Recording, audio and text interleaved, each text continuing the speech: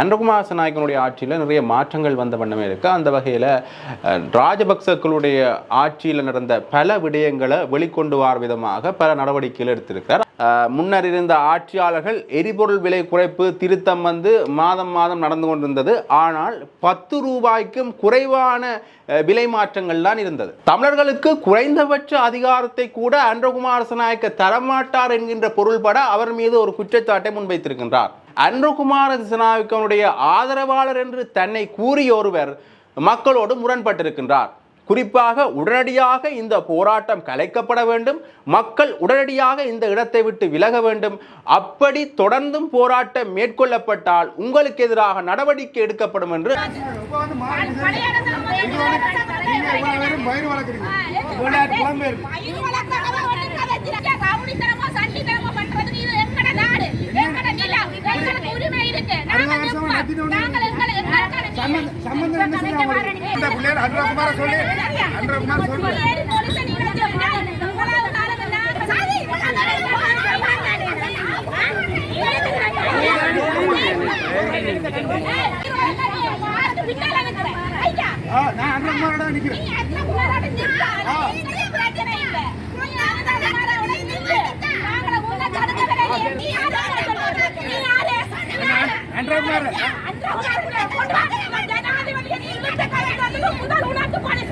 ஜனாதிபதியோடு 1.5 வருஷம் நான் போடுறேன். யார்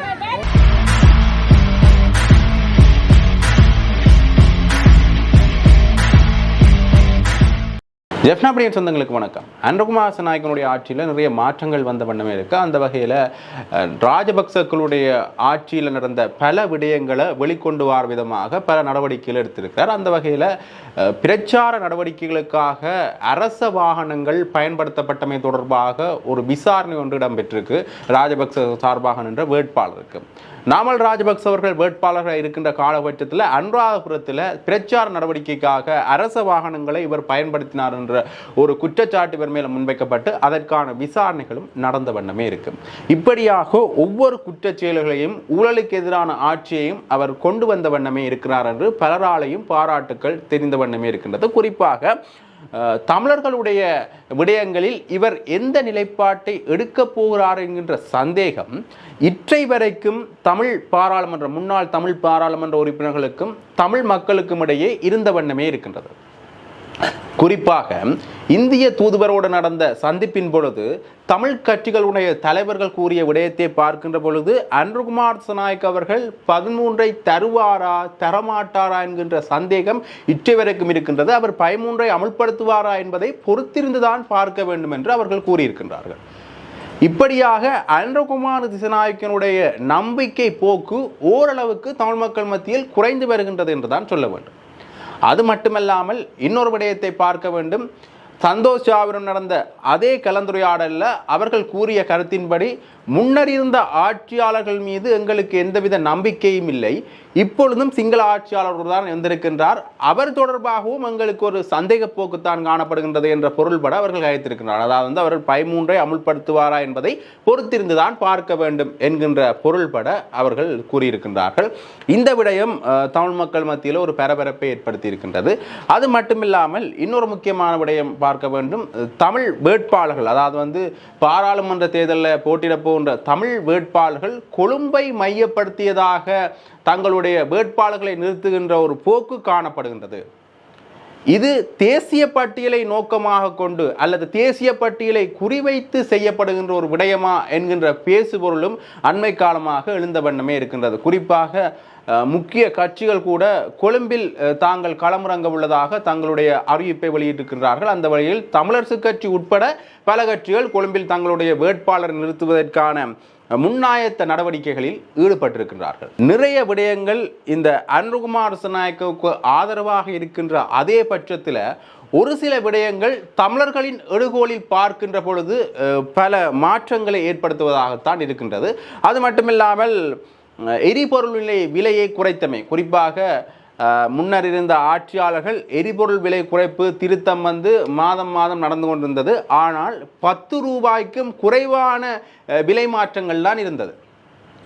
ஆனால் அன்றகுமார் திசாநாயக்க வந்தவுடன் 21 ரூபாயால் இந்த பெட்ரோலின் விலையை குறைத்தது மிகவும் பாராட்டை பெற்றிருக்கின்றது.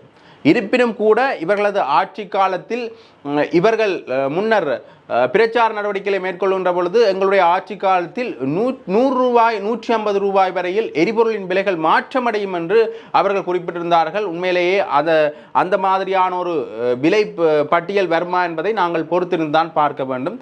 உண்மையிலேயே நிறைய பாராட்டுக்கள் அன்ருகுமார் திசாநாயக்க அவர்களுக்கு தென்னிலங்கை பரப்பில் இருந்தும் சரி தமிழ் பரப்பில் இருந்தும் சரி குவிந்த வண்ணமே இருக்கின்றது. தமிழ் மக்கள் மத்தியில் ஜேவிபி என்றாலே உண்மையிலேயே ஒரு போராட்டக்காரர்கள் என்கின்ற ஒரு பயமும், ஆட்சிக்கு வந்தால் ஒரு போராட்ட ரீதியாகத்தான் அவர்கள் இதை கொண்டு செல்வார்கள். அது மட்டுமில்லாமல் தமிழ் மக்களுடைய சில உரிமைகள் ஒடுக்கப்படும், ஒரு இனத்துவ ஆட்சியை முன்னெடுப்பார்கள் என்கின்ற ஒரு பேசுபொருள் இருந்தது. ஆனால் அன்ருகுமார் திசாநாயக்கனுடைய தேர்தல் பிரச்சாரங்களை பார்க்கின்ற பொழுதும், அது மட்டுமில்லாமல் அவர் ஆட்சிக்கு வந்த பின்னர் எடுத்த நடவடிக்கைகளை பார்க்கின்ற பொழுதும், அவரது உரையிலும் சரி அவரது நடவடிக்கையிலும் சரி தமிழ் மக்களும் கவரப்பட்டார்கள் என்பதுதான் உண்மை. பெரும்பாலான தமிழ் மக்கள் அவருக்கு சார்பான ஒரு நிலைப்பாட்டை தான் எடுத்திருந்தார்கள்.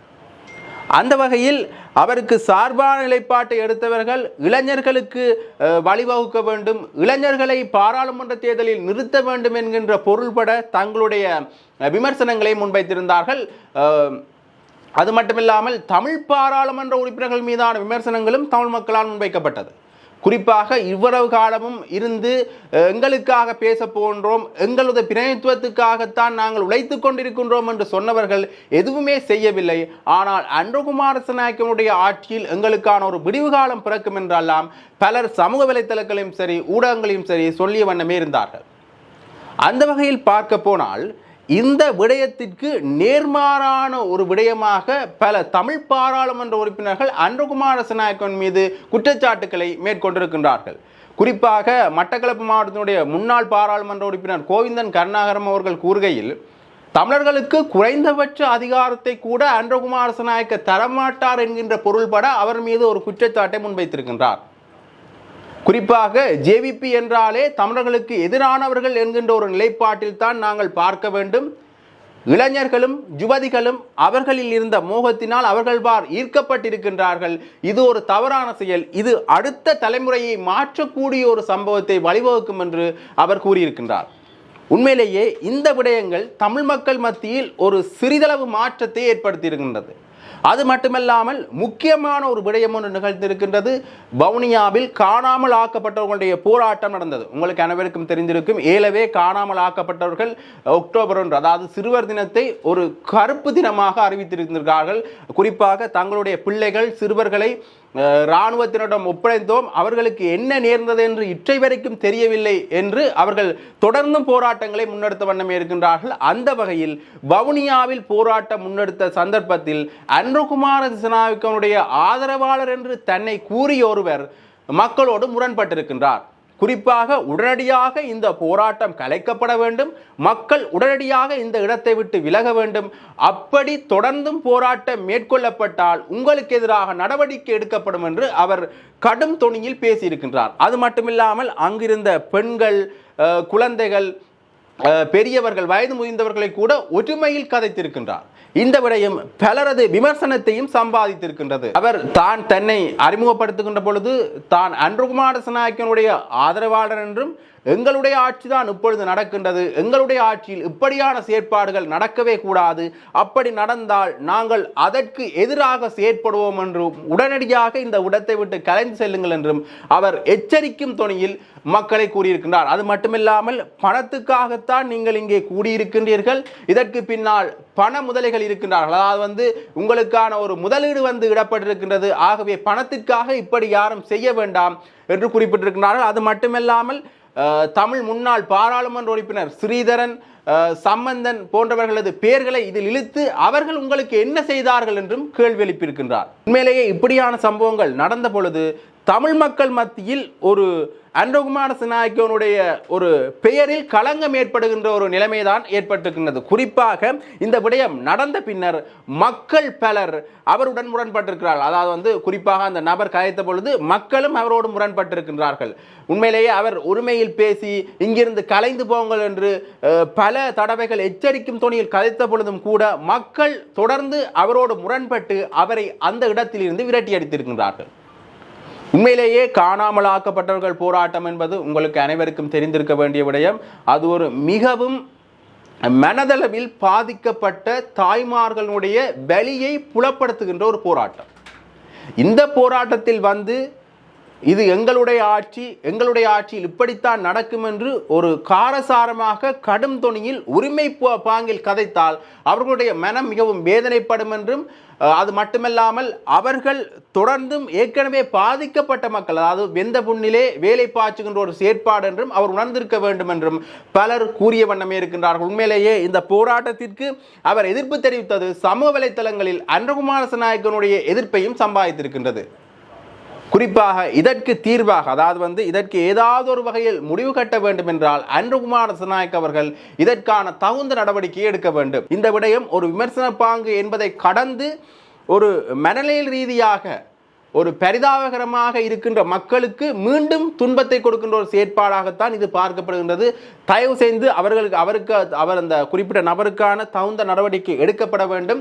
அது மட்டுமில்லாமல் அன்றகுமார திசாநாயக்கனுடைய ஆட்சியில் அலுவலகங்களில் கண்ணியமாக நடந்து கொள்ள வேண்டும், பெண்களுக்கு முன்னுரிமை வழங்கப்பட வேண்டும் என்றெல்லாம் அவருடைய தேர்தல் பிரச்சாரத்திலிருந்து அவருடைய நடவடிக்கைகளும் அவ்வாறே அமைந்த வண்ணமே இருக்கின்றது. ஆகவே இப்படி பெண்களை அவதூறாக பேசியதும் அங்கிருந்த பெரியவர்களை உரிமையில் பேசியதுக்கும் தகுந்த தண்டனை வழங்கப்பட வேண்டும் என்று உண்மையிலேயே சமூக வலைத்தளங்களில் பலர் தங்களுடைய கருத்துக்களை கூறிக்கொண்டே இருக்கின்றார்கள். அது மட்டுமில்லாமல் இது தொடர்பான காணொலி, அந்த வவுனியாவில் நடந்த போராட்டத்தில் அவர் இடையூறு விளைவித்த காணொலியையும் இந்த காணொலி இணைக்கிறேன், அதையும் பார்த்துக் கொள்ளுங்கள்.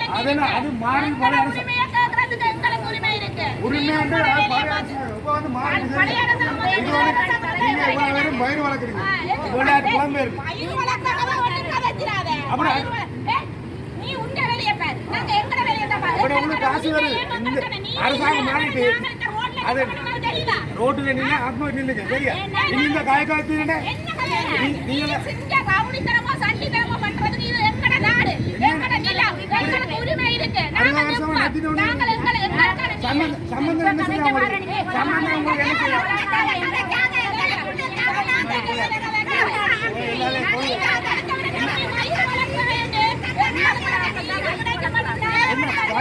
சரியா சரியா அப்படி அன்றகுமார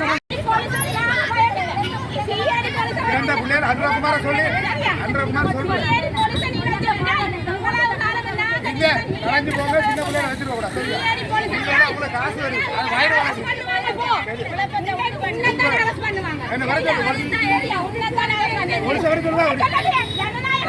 அப்படி சம்பந்தத்தை கேட்டியா சம்பந்தம் மேல போயிட்டா. சரியா? நீங்க இதுல செய்யக்கூடாது. சரியா?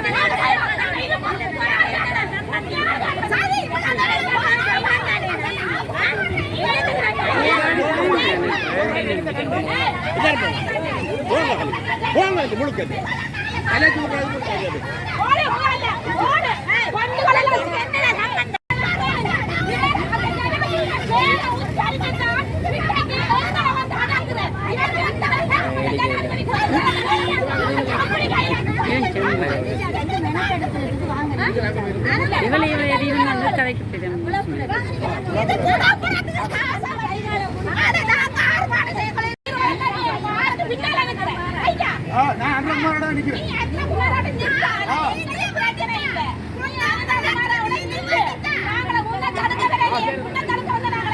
அம்மா வெயிலுக்கு வேண்டிய சின்ன பிள்ளைல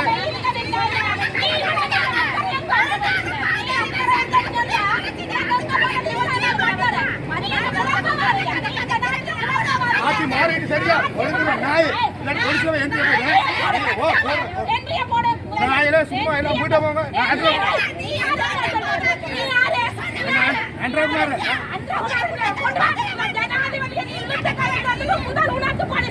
ஜனாதிபதியோட 1.5 வருஷம் நான் போடுறேன். யாரு போலீஸை வந்து எல்லாரும் இது பண்ண மழையா கலைஞ்சு போங்க சரியா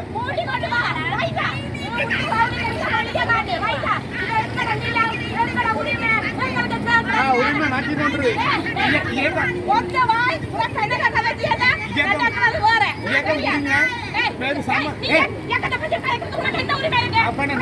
அப்படி சம்பந்தம் கதை என்ன தமிழ் நீங்க எல்லாம் வயலாக கூட்டம் இப்ப சீடு சம்பந்தம் கேட்டியா அப்ப சுடுகாட்ட கேட்டியா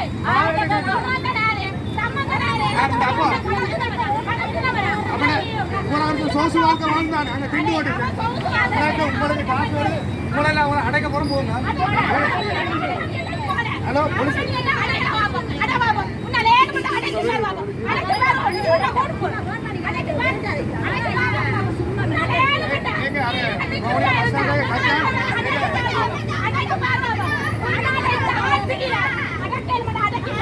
அடக்கி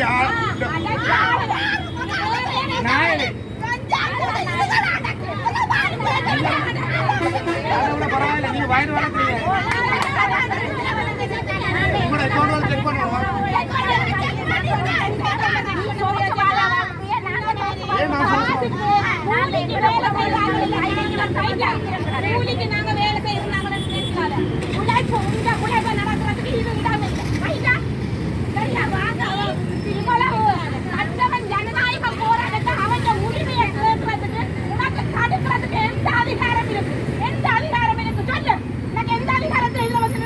நல்ல காசு வருது ஒரு ஒண்ணா செக் பண்ணுவோம்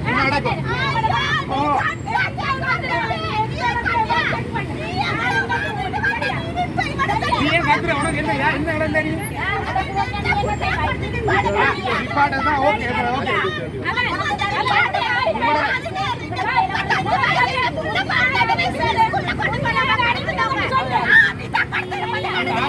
கூப்பிடுறேன் கலக்குறேன்